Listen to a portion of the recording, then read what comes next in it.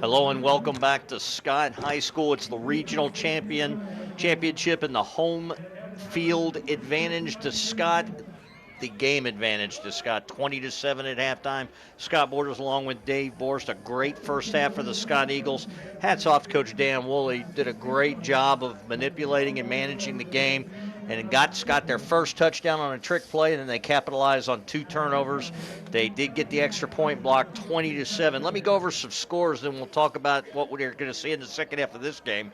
If you look over at 6A, Simon Kenton, the heavily favorite over Cooper, and Cooper's tied with them at halftime, 6-6. Over in 1A, Beechwood at the half, leading Louisville Holy Cross in another close one, 14-9. The 2 games that are not as close, and a bit of a surprise in 2A, Newcath all over Lloyd yet again, 27-0. That game is at halftime, and this game already in the third quarter in 5A, but it's Highlands over arch rival Covington Catholic, 23-7.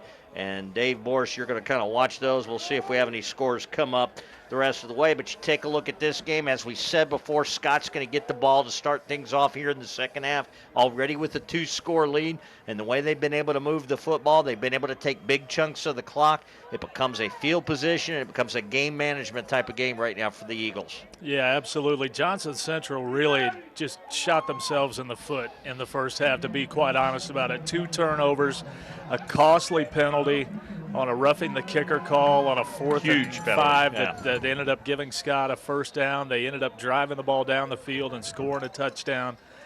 Really just mistakes on the part of Johnson Central right now.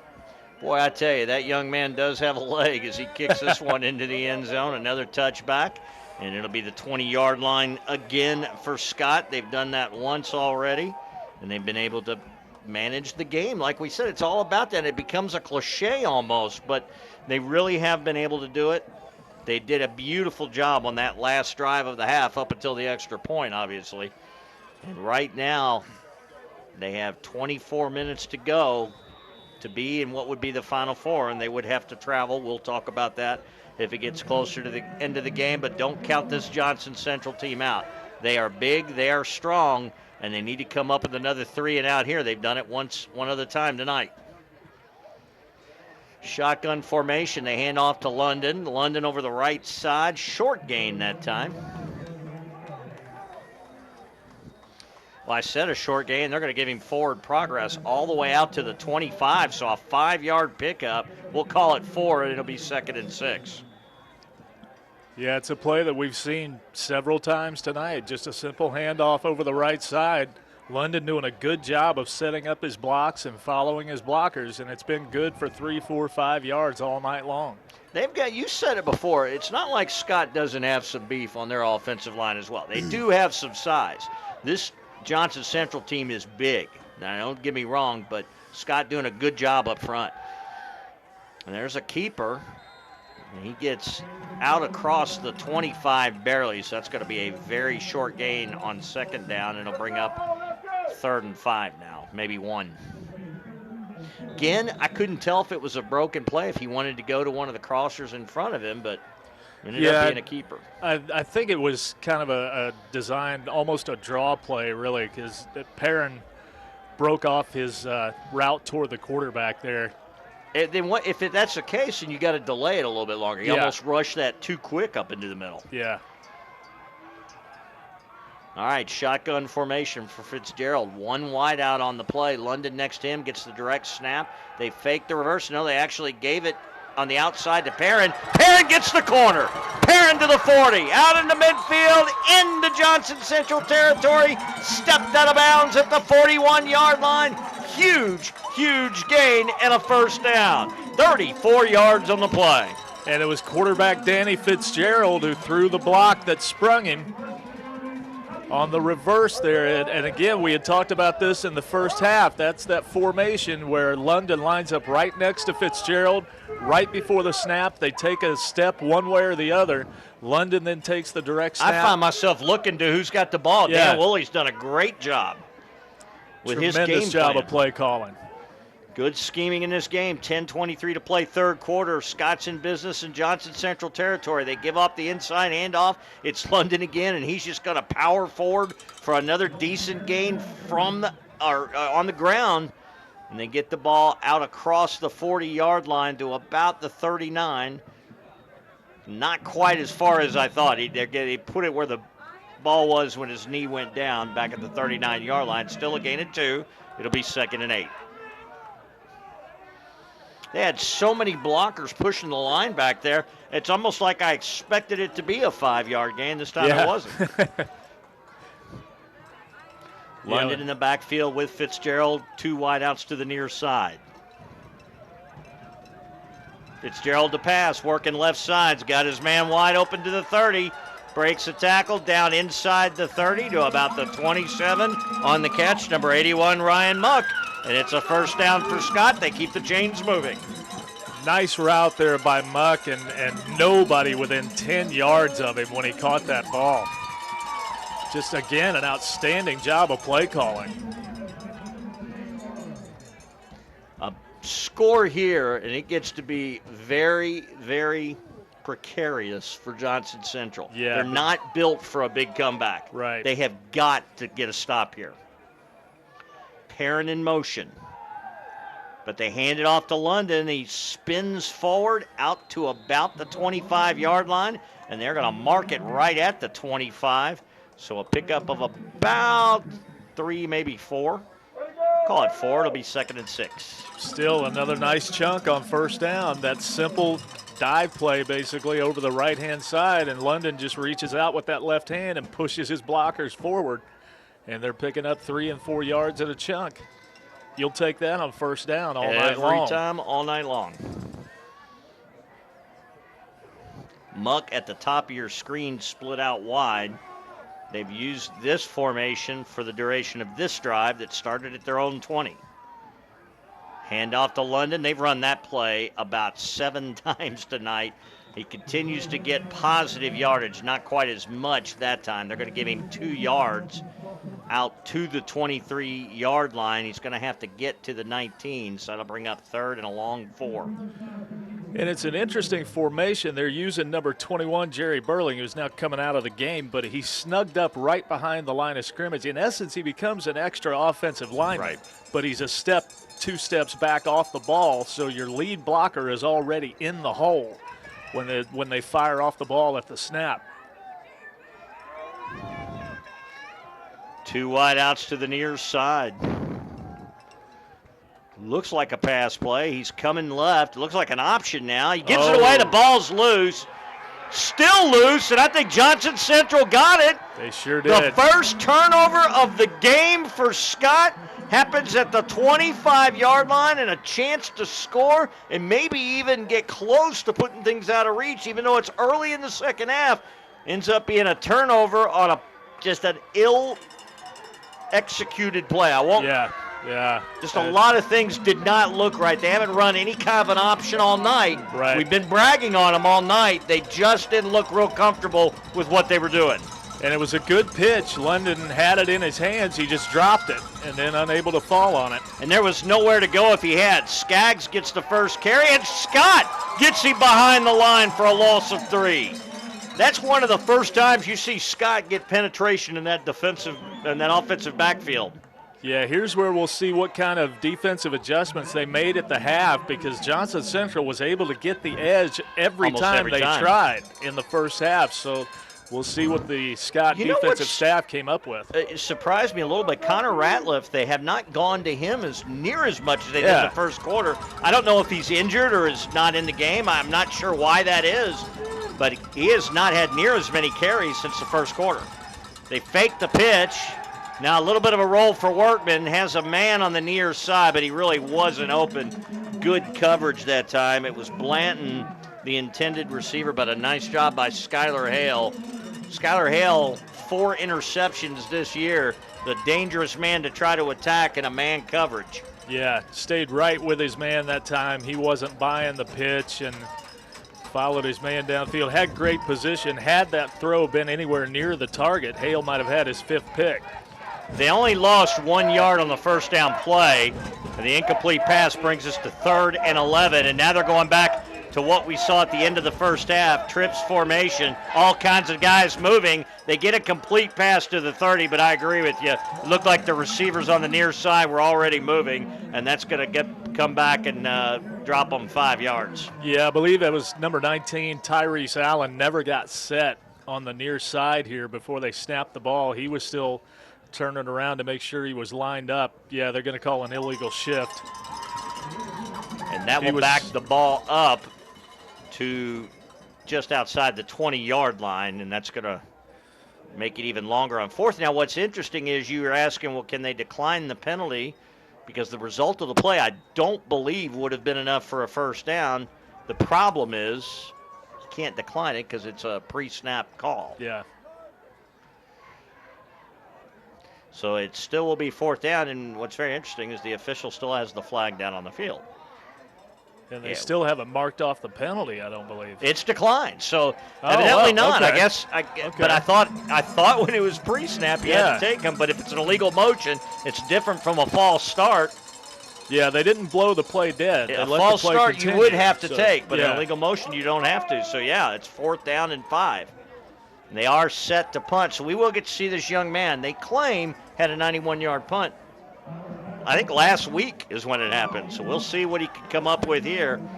We'll see if Scott comes after it. 6:40 to play, third quarter. Gets his leg into it. A good high kick, tight spiral. Hits at the 40 and gets a good Johnson Central roll to about the 26-yard line. All things considered, not bad, not near what I expected. Nice kick from Tyler Pack, as you mentioned. 44-yard kick, and well, it was high enough, though. You weren't going to come under that ball and have any chance at a return. I'll give him that. Yeah, beautiful, tight spiral you that just didn't turn over. You can see he's got some leg. Yeah. He really does. Yeah.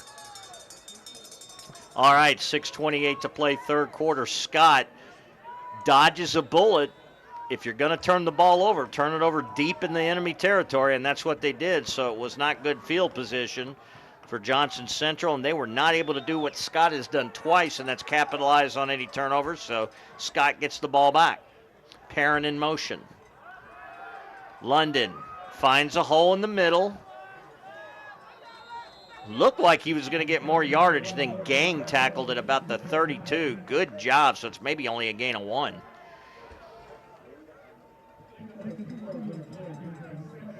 We'll call it 2-yard gains, 2nd and 8. This is where DeAndre Pleasant really helps you. Yeah. This is a situation where he's kind of that change of pace back a little bit faster than London, can run the east-west stuff. He can go out for the pass plays, although London certainly proved he could do that. Yeah, absolutely, on the first touchdown of the game. Fitzgerald. Another reverse, Perrin. And Perrin comes off what he was going to do and is trying to work his way, but ended up at the hold. And, what he's supposed to do is take that wide. It was read by Johnson Central, and then he just left his blockers out to dry when he cut it inside like that. And that's going to be a hold.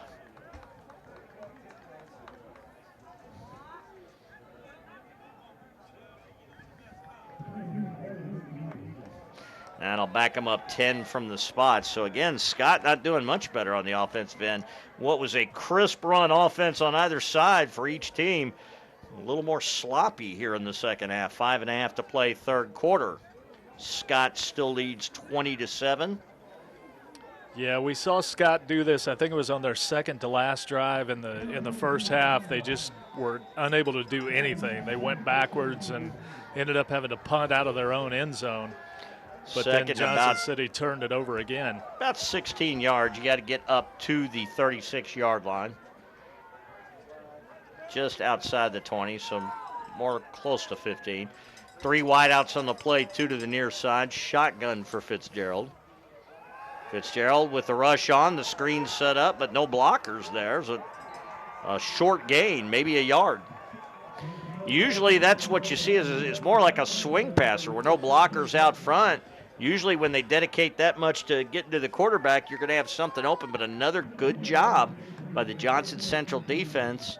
And Scott, again, they struggle more with these long yardage type of situations. They're not really built for that themselves. They have passing plays, but like we've said, they love to run their passes on short yardage situations. Yeah. And often they'll catch the defense sleeping.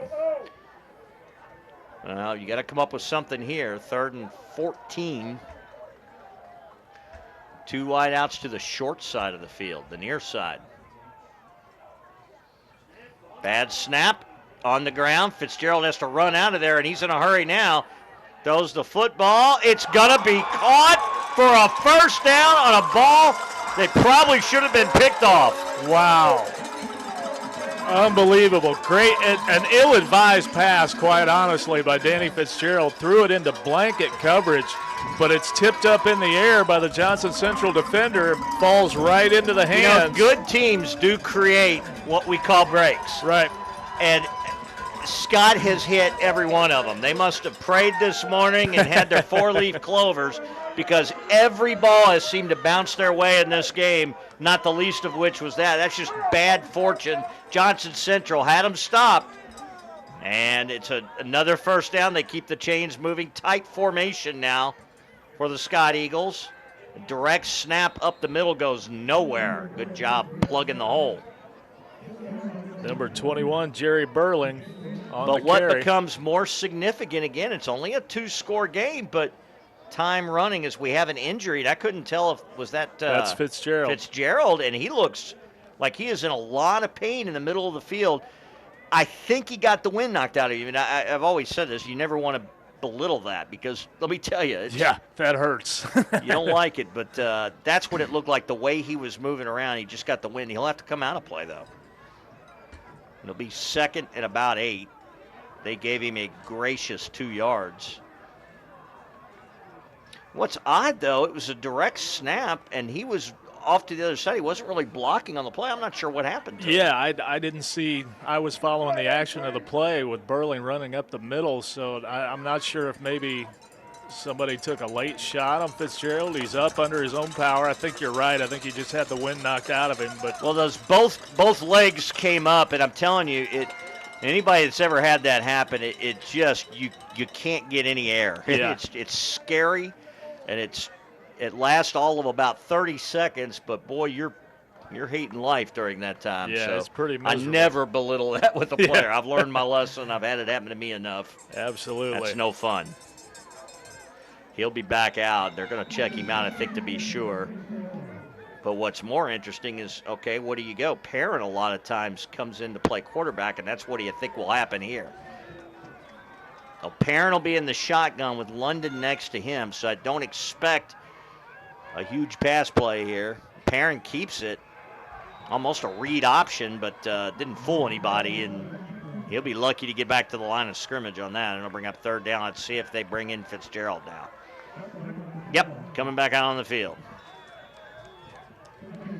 Yeah, I saw him what appeared to be they were doing some shoulder tests. I don't know if he had come down on his left shoulder, but it looked like that's what he was working over here on the sideline during that last play, but able to come back into the ball game. And well, again, they're going to have to convert a 3rd and long. It looks like they're going to have to burn a timeout. He's coming back onto the sideline.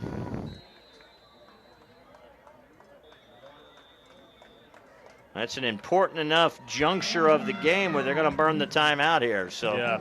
Down to 2 timeouts left in the ball game, 2:45 to play 3rd quarter. Scott, again, you don't want to get in a position too many times where you're punting the ball in this game, obviously. Right.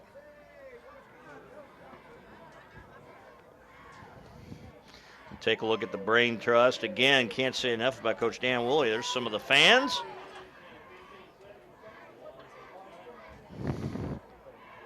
Not near as filled in the stands as we thought tonight. Yeah, an impressive crowd from Johnson Central across the way as they brought a pretty good-sized traveling party with them. Not a lot of change. Your boy Newcath up 41-0 over Lloyd now. And Simon Kenton, I still have a halftime score of 6-6. Is that what you're saying? Yeah, 6-6. Simon Kenton and Cooper. Very interesting game in 6A. A team Simon Kenton had little trouble with in the regular season. Didn't exactly blow them out, but certainly Simon Kenton's never had a hard time scoring. And that's an interesting score at halftime. So we'd have to find out what's going on with that game. This game right here, 20-7, Scott with the lead. Back out on the field after the timeout. 2:45 to play third quarter. Fitzgerald in the backfield. Tight formation. One wide out to the top of your screen. Another misdirection. Ball loose on the ground. Ball picked up, it looks like, by Johnson Central. And they may have just made their second turnover of the game, but no signal from the official. Now he's signaling fourth down. So Scott got back somehow on the ball. Wow. Somebody from Scott falls on the ball, and it looked like number 21, Jerry Burling. Boy, that could have been disastrous. That's not at the 25 of the enemy. That's back on your own 39-yard line. Yeah. And I thought I saw nothing but white jerseys. A great job by Burling to get in there and make the recovery. That could have been huge. Clock winding at 2:13. And again, Johnson Central still hanging in there. Only trail 20-7. They'll get the ball in pretty good field position. And now let's see if they come after the punt. They look like they're coming from the left. Bad snap. He gets away a tremendous kick considering he had no time. It was a high kick and takes a great Scott roll all the way down inside the 25-yard line. My goodness. I don't know how he managed that. How on earth he got that punt off is beyond. He turned to his left. He's left-footed anyway, but he had to turn to his left. He had two rushers coming in from the right who were going to get there had he punted straight ahead. And it was such a poor snap. It was an elliptical snap. It took forever to get back to him, and it was high. 36 yards is what the net's going to be on the punt. Actually, 37 yards, which doesn't sound like a lot. But in this game, it puts him back at the 25-yard line. I think for Scott, again, another break. But give him a lot of credit for getting that punt off. As high as it was, nobody was going to return it, and it took the good bounce. They're going to hand off in the middle, and he's going to break through. Look out. All the way out to the 44-yard line. And boy, we haven't called his number in a while. Tyrese Allen, number 19. You don't pay attention one time, and he gets a 19-yard gain on first down out to the 44. Here come the Golden Eagles, trailing 20-7. Minute and a half to play third quarter. Going no huddle right on the ball. Hand off to the up man, short gain. The crowd all shuddered, ooh, as if he dropped it. Did he drop it? I didn't. I don't believe so. I think he held on to it. Well, actually, number 51, Aaron Butcher, my producer's telling me, yes, he did drop it. Butcher fell on it. So, near disaster there again for Johnson Central. A nickel over 1 minute left to play, third quarter, clock running. We're down under a minute now. Second and 7. And about 7.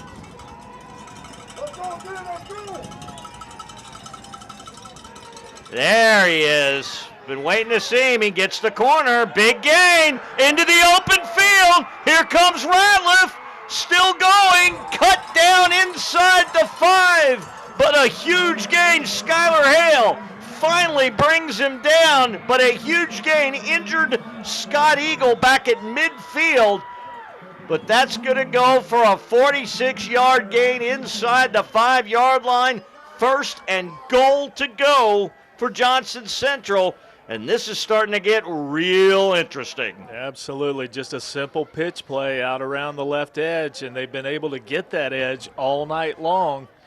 Scott this time unable to shut it off. Now, we called that one. Why not give it to Ratliff, the kind of success that he had in the first half, and Ratliff comes in late in the third quarter, hasn't touched the ball the entire third quarter. Now in the last minute gets a carry there that might have just put his team right back in contention in this game.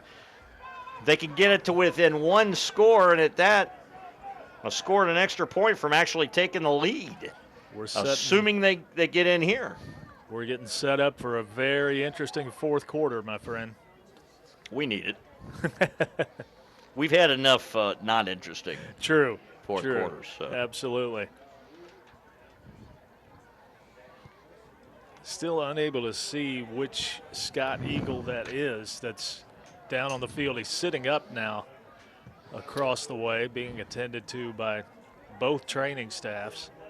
I saw a pretty good block, and I don't know if he was the recipient of that, but that Up on his feet, really Jordan opened things up. Velasquez. Looks like number 11. Yeah, Jordan Velasquez. Fortunately able to walk off under his own power. 46 tackles. Velasquez has 3 interceptions himself this year. Key element to their defense, so they hope he will be okay, but you're right, he coming off under his own power. He was prone on the ground quite a while. That's always scary. Not sure what it was, but he is back up. Now it's 1st and goal inside the 5 for Johnson Central. It's been a sloppy second half. Maybe the tightness of being this far in the playoffs is kind of coming to the surface for these teams. They hand the ball off, moving his feet. Touchdown. Jordan Blanton. Blanton again. Kind of been their all-everything player. And now it is 2013, an all-important extra point for Johnson Central. And before they get to the end of the 3rd quarter, they get it to within a score. No matter what happens here. And we talked about it earlier. Will that blocked extra point come back to haunt the Scott Eagles? Good snap. And that'll make it within 6. Right down the middle.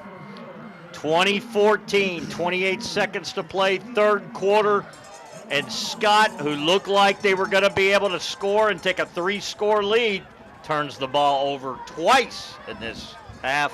And now only up by 6. We want to say a special thank you once again to La Rosa's Pizza, Independence Taylor Mill. They'll take care of us. They have taken great care of us. They'll take care of you. All right, 28 seconds. They'll be kicking off now to Scott. Scott, who has been shut out so far in the second half, have had pretty good drives, just have shot themselves in the foot. Yeah. Something they did not do in the playoffs so far, and especially in the first half of this game. Yeah, we talked about every break, especially in the first half, was going Scott's way. Here in the second half, not so much. They've gotten a couple of breaks, but by turning the ball over, they've allowed Johnson Central right back into this game. Well, keep in mind, that was another patented Johnson Central drive from their own 25-yard line. Or 24, so I mean another big drive. This kick here a little short, so a chance to return it for Perrin. Got it inside the 5. Big hole over here on the left, closed quickly, but now we have a flag late, and it came way back from about 25 yards away from where the tackle happened, so I'm not sure what he saw. Typically that's going to be on the return team, but we'll wait. I believe this is going to go against Scott, so yeah, it's already walking back. Going to wipe out some of that good field position. Another hold.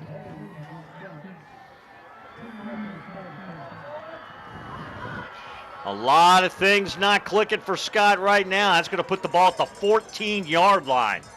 You're Johnson Central. You have got to be feeling like now the gods of football are starting to look back at you a little bit. Yeah.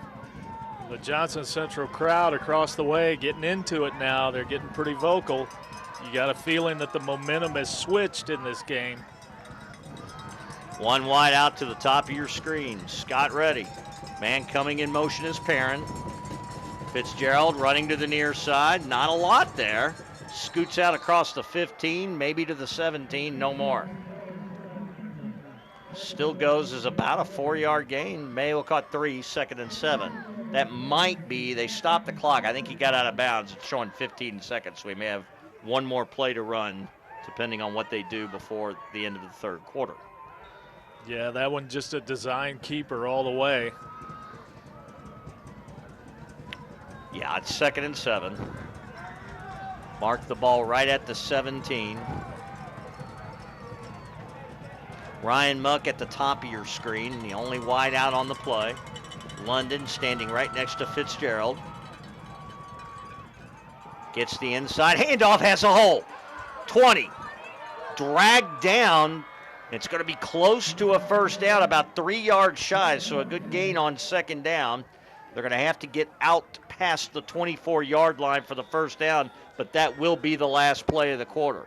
So 3 quarters in the books, and it's a close one. The end of 3 quarters, the score, Scott 20, Johnson Central 14.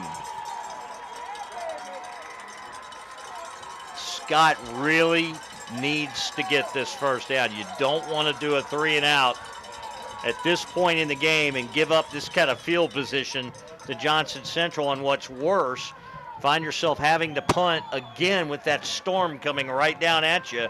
They have not been ready for that in this game. The special teams of Johnson Central doing a phenomenal job. Very impressive with getting pressure on either the place kicker or the punter. And we were told about that before the game. The radio announcers from Johnson Central down in WSIP in Paintsville were telling us these guys will come after kicks, and they will get there eventually, and they already did once tonight. They blocked an extra point, so it'll be interesting to see. You've got a feeling that the momentum switched to Johnson Central there in the 3rd quarter, but now Scott with a big 3rd and 2 here as we begin the 4th quarter.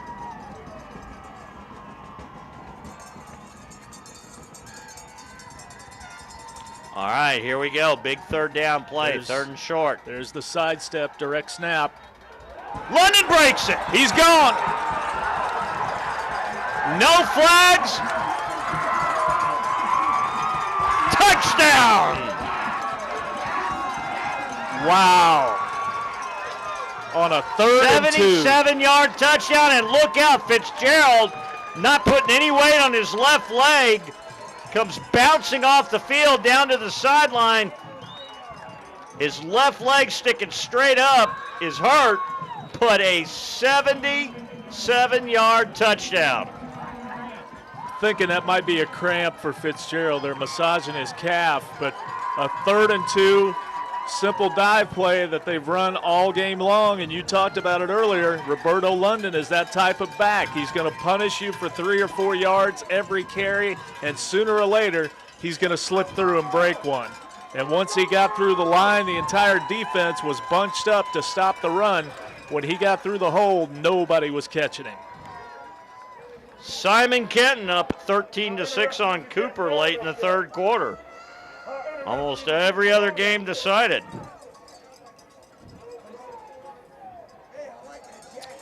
Well, the timeout was taken before the extra points. We'll have to wait and see, but it's, as of right now, a very important extra point. It's still just a 1-score. Well, I mean, I take that back. It's 2 scores, but still an important extra point right now. 26-14. What an answer for Scott, and it happened thanks to Roberto London, like you said, who just, once he got the Jets, you could tell by about their own 40, he was gone. It was over. What a big, and that was a 3rd and 3 conversion where they could not get stopped at a 3 and out there. Yeah, they had to have that first down. And once Johnson Central committed to trying to stop the first down, there was no line of defense behind him. And London drops the ball, gets rid of it to Perrin, and that's going to end up blowing up in their face, and it started with a bad snap. So they will not convert on the 2-point conversion, 26-14. They will lead by 12, so still a 2-score lead, which still is critical in this game. But now, if you're Scott, you can't allow them to get another drive like they had previously. And there is plenty of time still, 11:47. One thing you do know, they can take 5 or 6 minutes up in a drive, but no more than that. So if you're Scott, if you could stop them right here in the second half in this 4th quarter, you'll have a good chance to go on and win the game. Yeah, absolutely. Johnson Central is a team that likes to possess the ball. They like to run the ball. That's their MO. They're not a great passing team, and if you can get them in a 3 and out here, you can force them into a passing situation the next time they get the ball. Especially and that's really where you can 3, win the 4. game, by making them have to throw the ball. Right. We'll see. 11:47 to play. 26-14. Scott with a huge 77-yard touchdown run by Roberto London. What a big play by and that's 2 or 3 huge plays that he's had for Scott here in the playoffs. Well, it's his 3rd touchdown of the game too, and He had the touchdown to seal it against Round County. Short kick, taking it about the 7. Hole up the right side, still on his feet out to the 40. Out across the 45 to about the 46-yard line. Ratliff. Guess who? Wow. Said, I'm just not sure you want to kick to these guys. Yeah. Now you give them a short field, great field position. Johnson Central going to try to answer with 11:38 to play.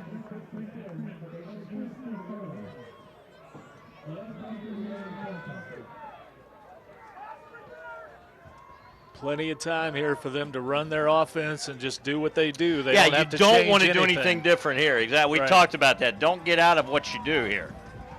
There they are, back to the wishbone. Go to the up man this time. Nope, went bounced it to the outside, so I'm watching one play. And they get out to the 45, and that's going to be another gain of about 8 yards on first down. And, you know, they can, Ratliff with a again. short field like this, they're not going to take up much time if you keep giving up 8 yards a chunk here. Connor Ratliff again.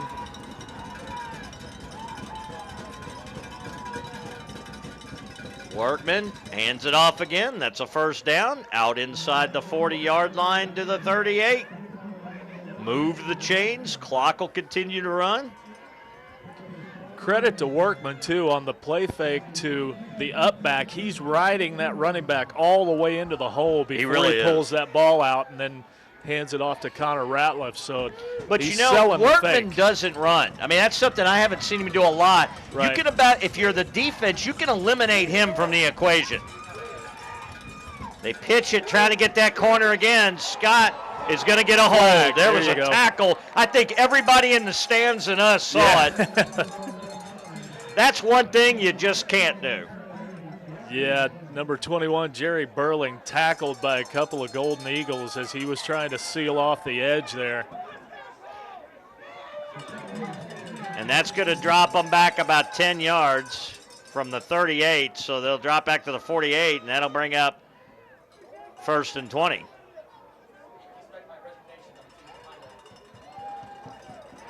And they were trying to run that simple stretch play again with Connor Ratliff, but it's been successful for him all night.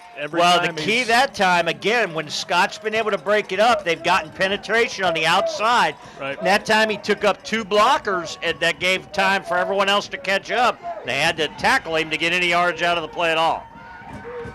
Little bit of a different formation here. 1 back behind him, 2 on either side of the line. Now they'll bring Skaggs in motion. He'll get the handoff up the middle, get some of the penalty yardage back, but not all of it, out to about the 41-yard line.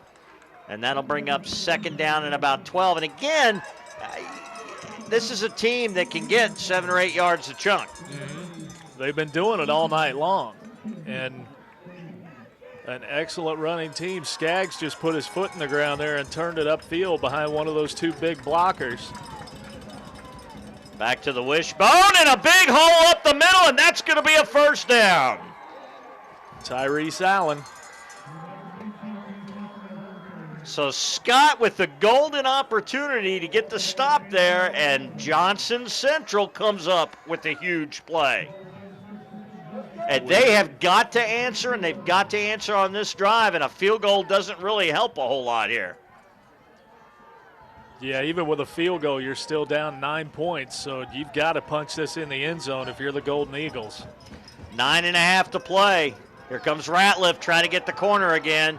Good block to help free him up, and that's good for about 4 yards out near the 20-yard line. A real good block there at the top right as he broke that free, and that's what they've been able to do. They've been able to get that opportune blocking at times. They're very good blocking out on the edge. Yep. And, of course, you've got those 2 enormous backs in the backfield. We just saw Tyrese Allen run for the first down. And how important has he been to their success in this? He's a hard kid to tackle. Only a sophomore, 6'3", 245. They had a freshman, 6'4", 250. And there he is. There he goes. Allen in the front. Allen all the way inside the 10 down to the 6-yard line. About a 10-yard gain, and it's 1st and goal to go. 9:20 showing on the clock. And they move the chains here. You could not have asked for a better setup to get back within one score and still have plenty of time left.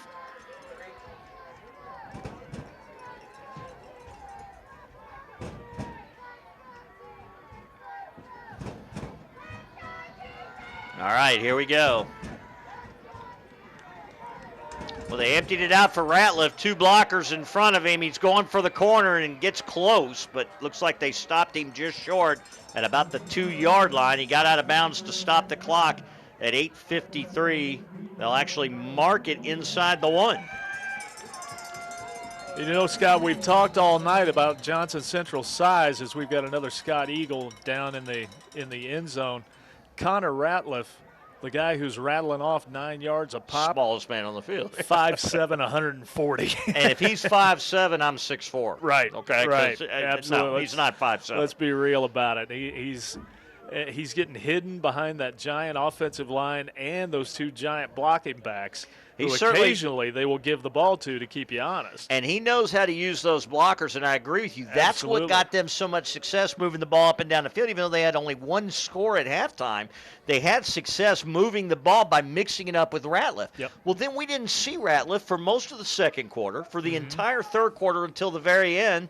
So I'm still not sure if there was an injury or something happened at that point. But the second Ratliff starts getting touches now back in the second half, you see that whole offense starts to work, and they've gotten the ball right down the field. Again, it was a short field, so not a lot of time taken off the clock, right. And they're right back in this game. Yeah, they're going to be at about That's the a key player, 6-inch too. line right now. Skylar Hale being helped off. You don't want to see that. Oh, goodness, putting no weight at all on that left foot either.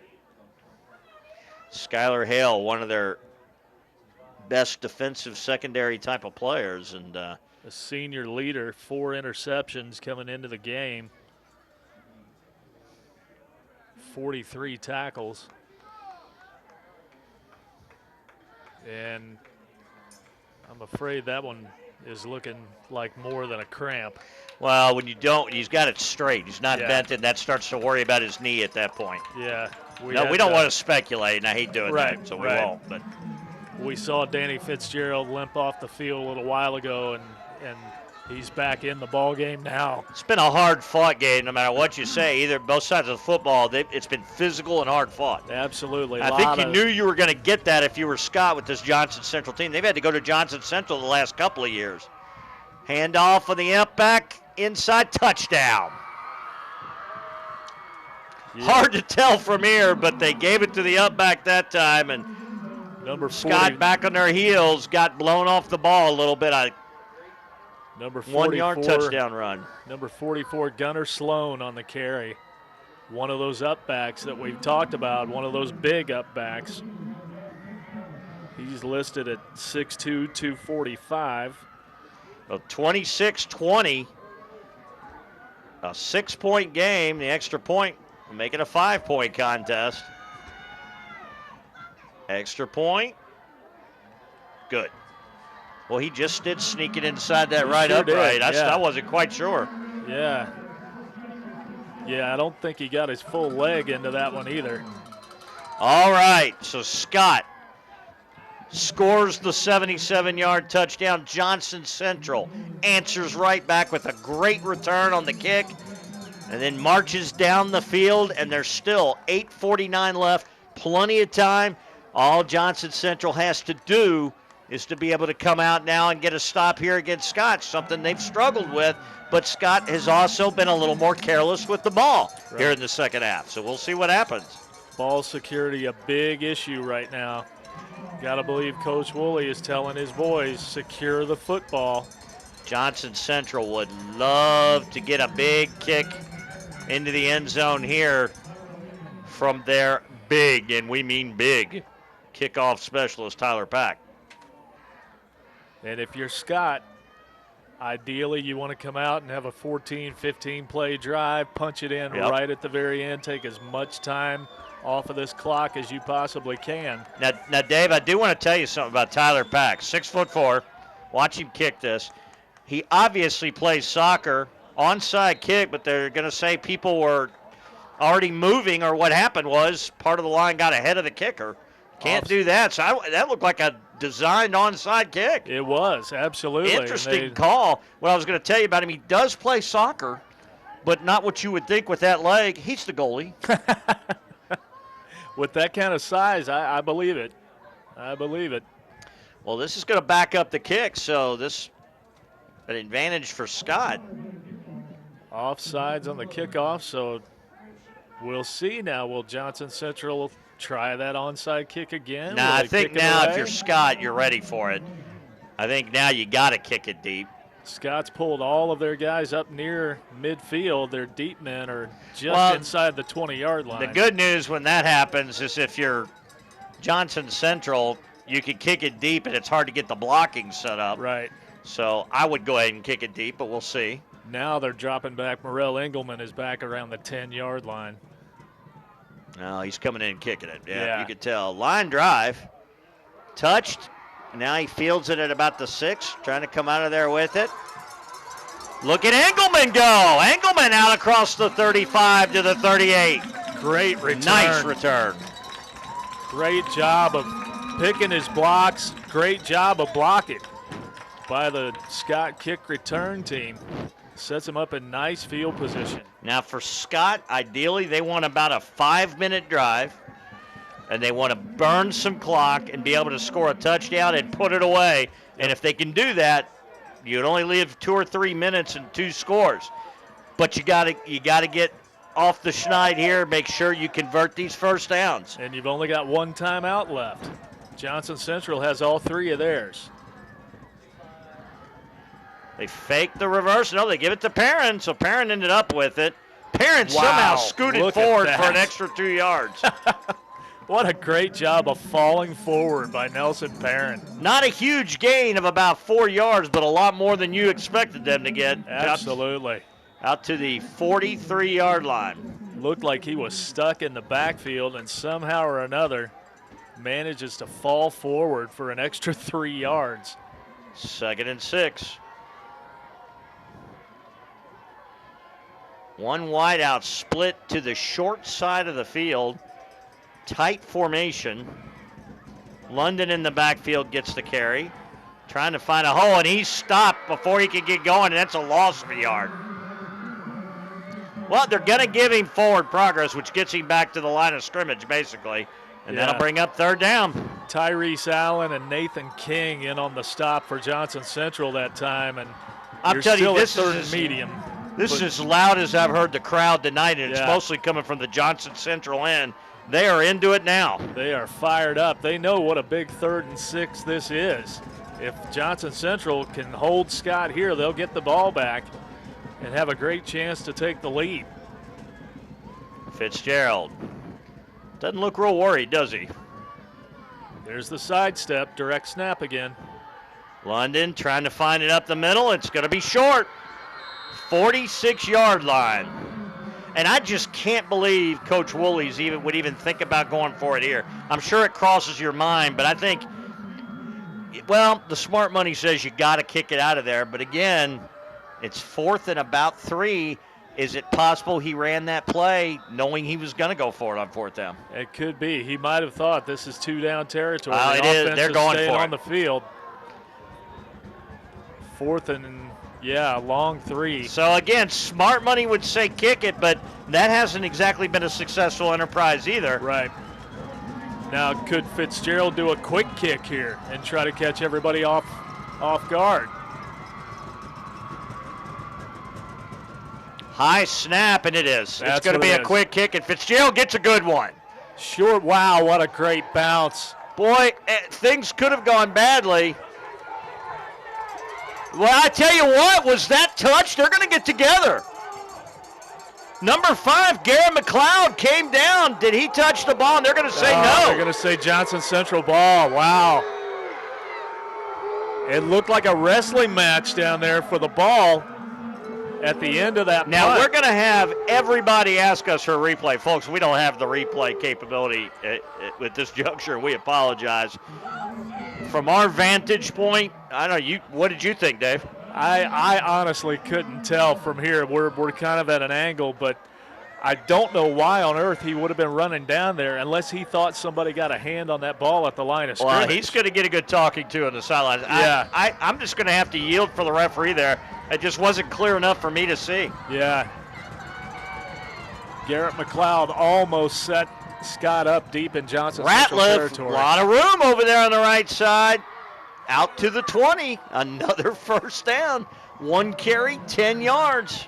I think yards per carry at about 9 per carry. You can see why. He's been living up to that all night. 5:58 to play. A chance to take the lead for Johnson Central, but they're going to have to come from about their own 9-yard line where this drive started. About their own 8-yard line.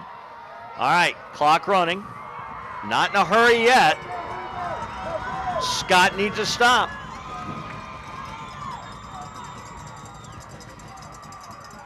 This time, they say no to Mr. Allen. Tyrese Allen never got a good footing. Scott was back there right now. That's a huge stop. They've got to stop the bleeding on first down. They've just been getting so many yards on first down. So now you bring up a second and a long 9. Yeah, they've been getting gashed on first down. That's a big, big play for the Scott defense there. We had said he was injured. He came off. Skylar Hale is back on the field. So that evidently was a cramp.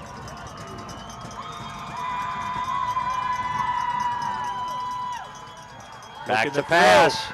Going long. He does have a man, but the ball's not going to get there. Wow. And it's going to be intercepted. You could tell the ball wasn't going to make it to Brandon. Nope. And that is an interception. That's just an awful decision. You're throwing into quadruple coverage. The ball was thrown high. It wasn't thrown long enough. And you can see the defensive back's eyes from here get about the size of dinner plates as 4 Scott Eagles converge on the receiver.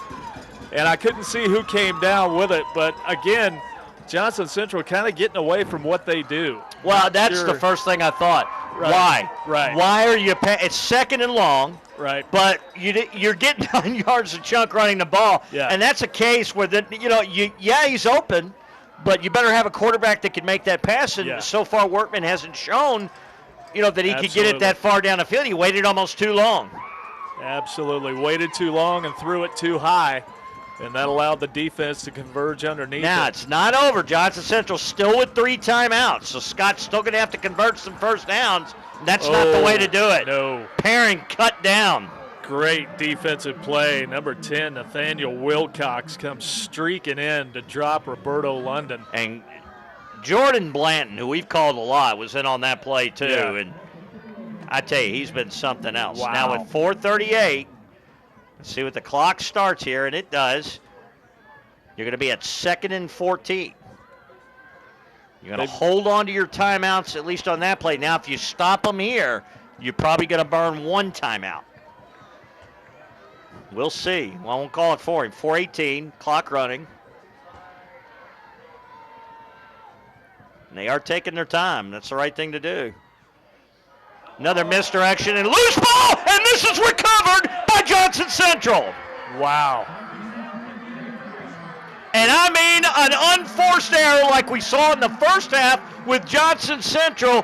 And Scott, the one thing you couldn't do, returns the favor. Did they get it a little too cute on that play? I think so, yeah. This was a direct snap and a fake handoff, and Roberto London just never got the handle on the ball. Looked like he might be able to recover it on the ground, and then it just squirted away from him. I thought he landed on it, but you're right. It squirted right out, and this time the turnover is a killer. 38-yard line. You can't give a good team this many opportunities. Now they're going back to the dance partner they came with, and a great job by Scott to stop it for no gain. That's the play I would run if I'm Johnson Central, and Scott was equal to it that time. Excellent job. Number 8, Ryan Bowers, one of the Scott defenders who strung out Ratliff really for the first time that I can remember this evening. Every time they've tried to get that edge with Ratliff on that sprint out, they've been able to do it. Not that time. Scott stopped him for no gain. A big, big defensive play there.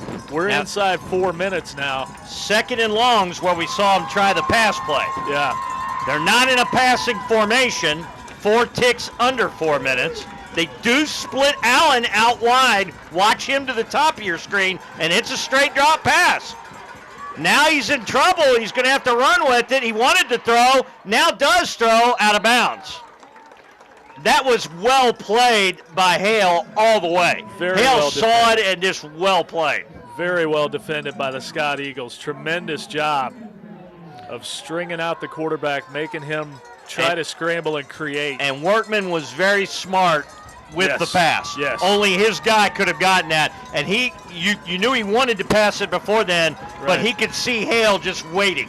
Yeah, he wasn't going to make the same mistake he did a few minutes ago when he threw into quadruple coverage. That's one of those, too. If it doesn't open up immediately, it may not be there. Right. But he lives to fight another day. It's 3rd and 10. 2 wideouts to the top. They're going to go right back to a pass, it looks like. Could have been an illegal motion. It's a double pass. Goes back to the quarterback. Workman drops the ball. He's in trouble. Still alive. Still on his feet. And finally gets tackled. It'll go as an incomplete pass. It could have been a big loss, as he just did get rid of the football. Velasquez came out finally like a bullet shot out of a gun to tackle him, and he just did get rid of the football. Absolutely. Velasquez had him dropped for a 7, almost 8-yard loss, but once that ball went on the ground, it was done. I mean, their whole play, it could have been an interesting play. When the pass got back there, there weren't a whole lot of people on the near side of the field here. They may have had a play, but it looked like Workman, when the pass came back to him, he had the option of throwing or running. He was looking to throw all the way. 3:34 on the clock. This is it. 4th and 10. Well, with 3 timeouts left, it's not exactly it, but biggest play of the game. Workman, as he's hit, throws it. Man in the area. Picked. I think it's intercepted. Picked. It is. Jordan Velasquez, number 11, comes up big again for the Scott Eagles. Workman's pass again comes up short. Velasquez had position. Now, 3:25 left to play and 3 timeouts for Johnson Central. They're deep in their own territory. Scott needs a first down to clinch this win. You've got to pick up at least 1. I think if you get 2, it's over, but you've got to pick up at least 1 first down. What an exciting game. 2 interceptions late against a team not used to throwing the ball. I still think they went to it too quick. I agree. I think they got away from what got them here.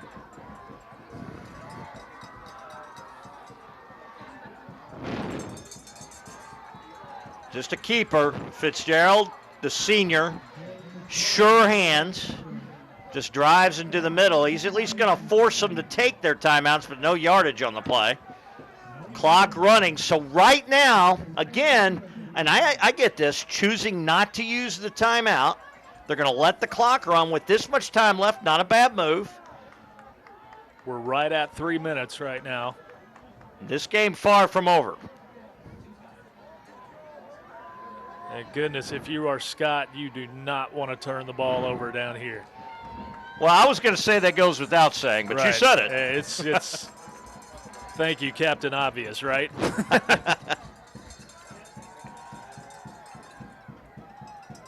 Now, if they're not getting any yards out of it, you see another fake handoff. They go to the left side.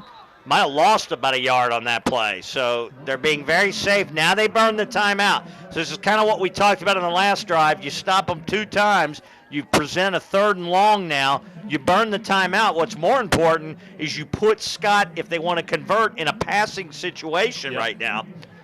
And a passing situation, 3 things can happen. 2 of those are bad.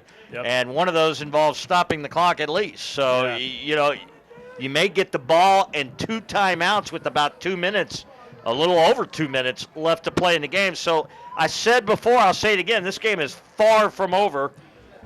Johnson Central has done a really good job in this second half of getting the Scott Eagles off schedule. And by that I mean they're putting them behind the sticks. You're seeing them at 3rd and 10, 3rd and 11, 3rd and 12, rather than 3rd and 3, 3rd and 4. They're getting them off schedule in their play calling.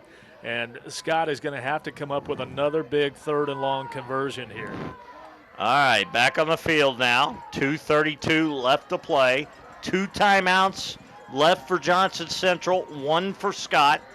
Scott looking at 3rd and 11 from their own 5-yard line. He might have been better off, if you think about it, just knocking the ball away on the interception. Yeah. That we just want to just throw that tidbit in there. Sometimes it's better to do that. All right. Knock it down. Now the clock's stopping, and it so far as the official, if it's a timeout, I'm sure Scott called it. Scott, they're burning their last timeout. That's their last one. Well, I don't, make sure of what you're going to do here. Right. I get that. Right. At this point, you're not thinking about us having to score at the end of the game. Right. Right now, you're protecting a lead. So 2:32 to go. You're still up by 5 points. You're looking at a very crucial 3rd and 11 here, although it still says 2nd and 11 on the scoreboard, the down marker. I look at a short pass here and try to run for a first down afterward. I really don't think they're going to take a chance on a longer pass unless they have another. One thing about Dan Woolley is he's got plays up his sleeve. He sure does. And you can bet he's got something for this situation. And I have a feeling he just wants his team to be sure of it. They came out knowing the play, but they're not sure of it, which is kind of one of those tip-offs that this might be kind of a quirky play too. We'll see. Yeah. Smart money again. Let's talk about that. It says run the ball right up the middle and punt and let your defense win it. Yeah. Run a quarterback draw, something along those lines, but force them to burn another timeout. Scott has a lot in their bag of tricks. They're in a passing set. He's escaping, has a man, and just throws it into the ground, which, again, is exactly what I said. Now you don't force them to use the timeout, so you stop the clock. It's 4th down. You're going to have to punt the ball away, and you're going to be looking at, in my opinion, the full force. And you got to do it. You got to go after this punt. Yeah, and you're punting from your own end zone again. You're going to be backed up. And the problem is, a lot of coaches in this situation would say, well, let's just take a safety and get a free kick. The problem with that is you got them within a field goal if you do that. Right. So you can't do that. You're going to have to kick it. Yeah, he's about a yard away from the end line right now. But they're not showing pressure. They're not coming after it again. I just don't understand it. Wow. When you've got, and another good Scott bounce. Across midfield. I am absolutely dumbfounded as to why you don't go after that punt. You're not going to return it. I know they're worried about the penalty, but you can't play afraid in a playoff game. Wow. That's twice now tonight that we've seen after the roughing the kicker penalty in the first half. Some coaches look at that whole situation and say, yeah, we don't even have as far to go. We're definitely coming after it. At the very least, make the kicker worried and have a bad kick. Well, as a result, he ends up getting a kickoff that's going to go all the way to the 46-yard line of Johnson Central, and we've seen they do not cover big chunks of field very well. 2 timeouts. Johnson Central, hey, after all is said and done, a chance to win it. Pitch to the outside. Here comes Scott. They're closing the door down. And they stop him after about a 2-yard gain with a vicious hit. Ratliff on the carry. That was Perrin closing the door. Nice stick by Nelson Perrin as Johnson Central takes another timeout. They had to. He stayed in bounds. So that worked out really well for Scott. 2 ticks under 2 minutes left to play. Down to 1 timeout now. If you're Johnson Central, and the Scott defense has come big. That was a huge play by Scott. Again, we've talked about that stretch play, the pitch back to Ratliff. Haven't stopped it all game until the fourth quarter. Now stopped it big time twice. 2 times in a row, absolutely. Huge play by Nelson Perrin there. And I couldn't see who it was. 19, Tyrese Allen was out lead blocking for Ratliff on that, and he took a shot from somebody. Somebody knocked him back into Ratliff that kind of slowed down that play and blew it up a little bit.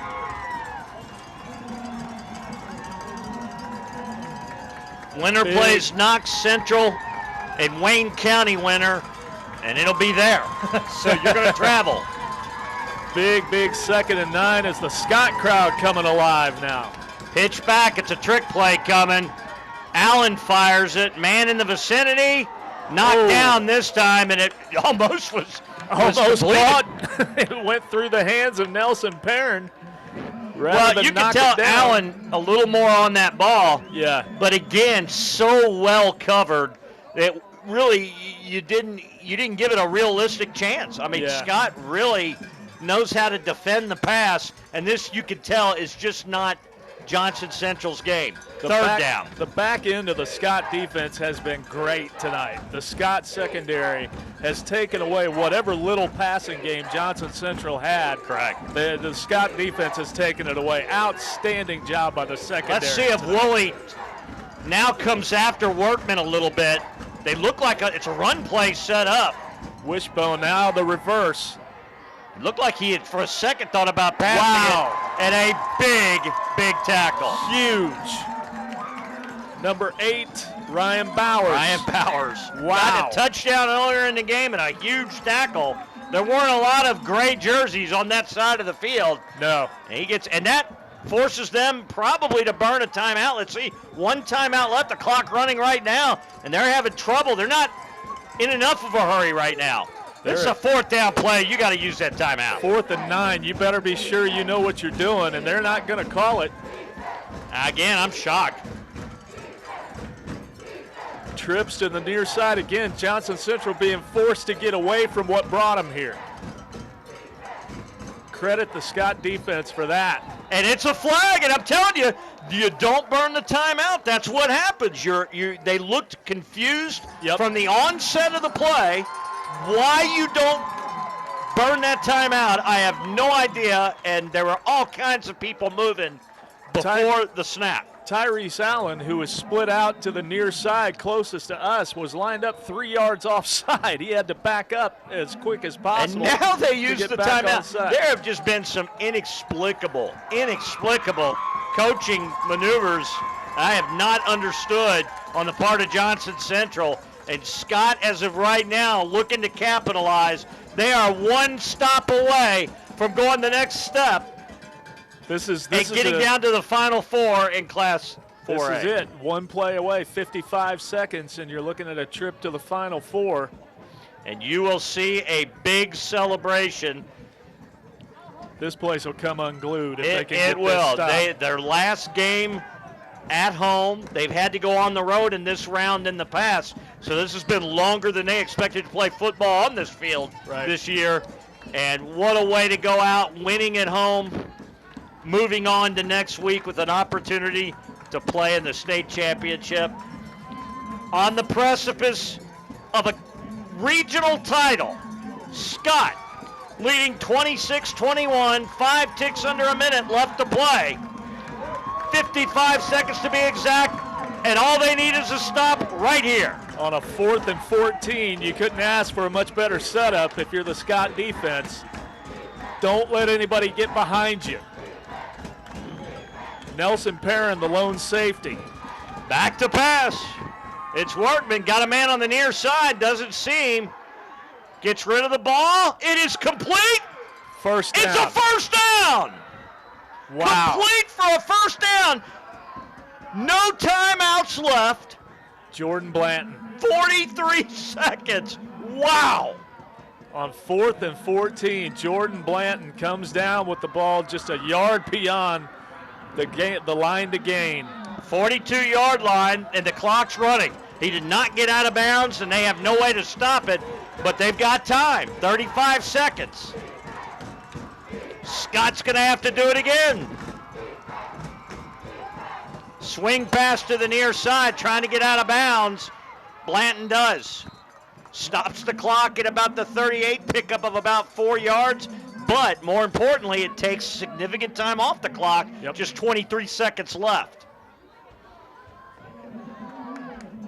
Well, we've wanted this kind of game all year. Now we got it. Absolutely. Credit Johnson Central. There's no quit in those kids.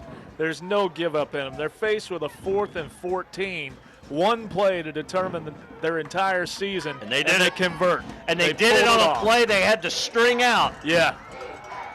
And doing something that they're not necessarily proficient at, throwing the ball. All right, Workman to pass, working right side. Passes on the run, complete and out of bounds at the 30. 16 seconds left. They're going to have a shot at this. They'll have a shot to get it into the end zone. But again, field goal does them no good. They're down by 5. They've got to find a way to punch it into the end zone. As good as those short passes are to move the chains, that's not going to help them much with 16 seconds only and no timeouts. Well, you look at how far back the safeties are for Scott High School right now. And you're right, their instruction is nobody gets behind you. Nobody gets behind you, absolutely. Here we go. It's going to be another quick pass. They shut it down. Workman escapes. Now he's running for his life. It looked like he was going out of bounds and throws an incomplete pass. 7 ticks left. So that used 9 seconds, and now they're down to 1, maybe 2 plays, but chances are you're only going to have 1 right here. You got to go for the end zone now. Credit number 8, Ryan Bowers, for bringing the pressure that time for the Scott Eagles, forcing Workman to reverse his field and go toward the far sideline. Strung out that play and burned some valuable time. 7 seconds. Workman. He's got time. Pump fakes, now runs out of there, throws it in the end zone. There is a man out there. It's caught. Touchdown! Touchdown! Unbelievable! The game is over. Jordan Blanton. Blanton with the catch. The 7-second, 30-yard touchdown pass. Oh my goodness, the Johnson Central people are going crazy, the Scott people. Oh. Scott is heartbroken. Scott players are collapsing on the field. They can't believe what just happened. 7 seconds, 1 shot from the 30-yard line into the back corner of the end zone. Workman throws up a prayer. Blanton somehow got behind Nelson Perrin in the corner of the end zone and was able to get his foot down before he ran out of bounds. They convert on a 4th down. They miscue on 2 plays before that, almost run too much off the clock, and with 7 seconds, he buys just enough time, has a little bit of a cushion, and throws a perfect pass, caught in the end zone for the touchdown. Johnson Central wins the regional championship over a shocked Scott High School by a score of 27-26, and as they should, both teams meeting in the middle of the field, shaking hands. What a tremendous game. Wow. Our hearts go out to Scott and their fans. What a tough way to lose that. But what a brilliant win for Johnson Central, who did just enough in the second half to come away with the victory. Unbelievable. And again, Johnson Central doing something that they're not known for, throwing the ball. They won the game throwing the ball. My goodness. You couldn't ask for a better finish. You really couldn't. And once again, Scott's season now over. Johnson Central moves on. They play the winner of Knox and Wayne County, but from here. Our final score, 27-6 for Dave Borst. Our producer, Jason Dudas. We're going to say so long from Scott High School on a disappointing home crowd night.